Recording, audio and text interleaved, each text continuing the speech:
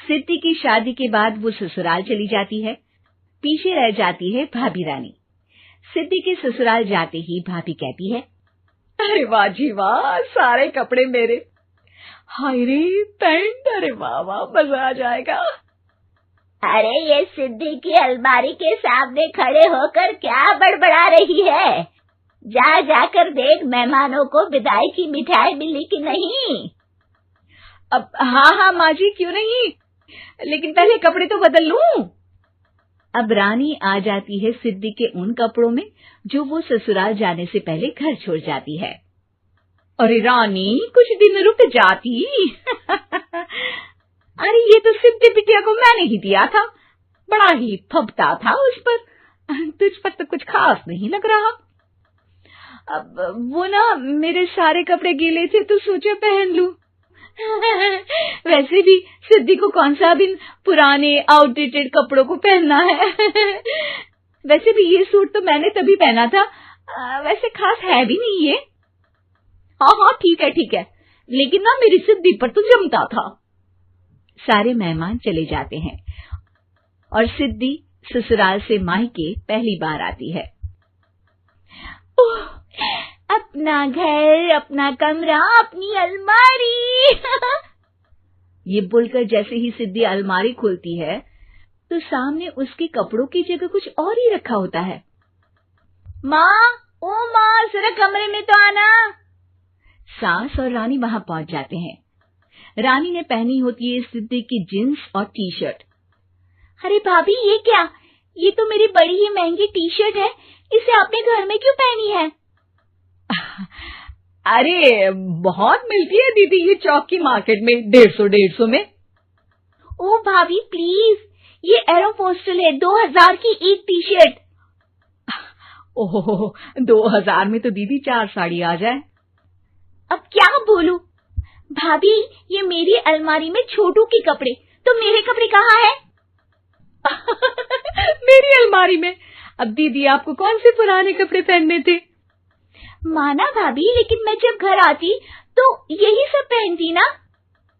अरे तुम तो बड़ी कंजूस हो दीदी। खैर, वक्त आता है जब सिद्धि ससुराल के लिए रवाना हो रही होती है। अरे रानी, अंदर से सिद्धि का गिफ्ट ले आ, लड़की पहली बार ससुराल से मायके आई है।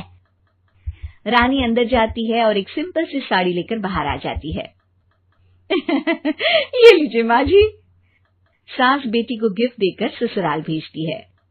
अगले दिन रानी एक सुंदर सी साड़ी पहनकर सामने आती है।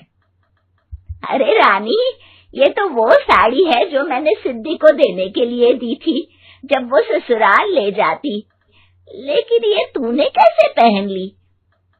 अरे माँ जी, ये साड़ी तो मुझे बहुत पहले से ही पसंद थी, लेकिन चिंता ना करिए, मैंने सिद्धि के लिए भी अच्छी सी साड़ी दी है। हाँ। तभी सिद्धि का फोन आता है। क्या माँ, कुछ अच्छा तो दिया होता ससुराल ले जाने के लिए, अरे पहले दिखा दिया होता। ये चमकते हुए पैकेट में नौकरानी वाली साड़ी मत दिया करो माँ।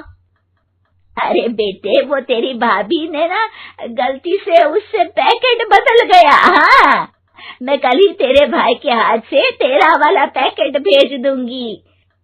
अरे रहने दो माँ, आई एम श्योर भाभी ने अभी वही साड़ी पहनी होगी जो तुमने मेरे लिए रखी थी, तुम तो समझ नहीं पाई उनको। खैर छोड़ो, मैं ज्यादा बोलती अच्छी नहीं लगती, रहने दो, आपको उन्हीं के साथ रहना है, फिर बात करेंगे। सास को रानी पर गुस्सा आ जाता है। वो उसके कमरे में जाती है जहाँ वो शादी का एल्बम देख रही होती है।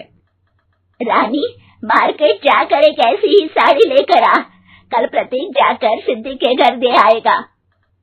अरे क्यों माँ जी, कितनी साड़ी देनी है दीदी को? यहाँ कोई सेल लगी है क्या? अरे चुप कर, मेरे बेटी के हिस्से की साड़ी खुद पहन ली, अब ज्यादा ज्ञान बांट रही है। एक दिन सिद्धि का फोन आता है। माँ, मेरी सास ने आप सबको खाने पर बुलाया है। सारे लोग सिद्धि के ससुराल पहुँचते हैं। खाना खाकर वो लोग निकल रहे होते हैं कि सिद्धि की सास सभी को गिफ्ट देती है। अरे बहन जी, बेटी के घर का खाना खा लिया, यही बहुत है जो आप ऊपर से गिफ्ट भी दे रही है। अरे बहन जी, आप भी कहाँ इन बातों पर विश्वास कर रही हैं। सास सभी को गिफ्ट देती है, लेकिन रानी को जो साड़ी देती है वो अजीब सी हरे रंग की लाल रंग के बड़ी छाप वाली होती है। अरे छी, ये कौन पहनेगा? सासू माँ को तो जरी वाली इतनी सुंदर, और मेरे लिए ये नौकरानी वाली। अरे भाभी, दरअसल मैं जब भी घर आती थी आप वापसी में ऐसी ही साड़ी देती थी ना, तो माँ ने सोचा कि आपको आपकी पसंद की ही साड़ी क्यों ना दी जाए। बेचारी रानी, बोलती भी तो क्या। सिद्धि और सास रानी का चेहरा देखकर हंसने लगती है, तो रानी समझ जाती है कि अपने ही बिछाए जाल में वो फंस चुकी है।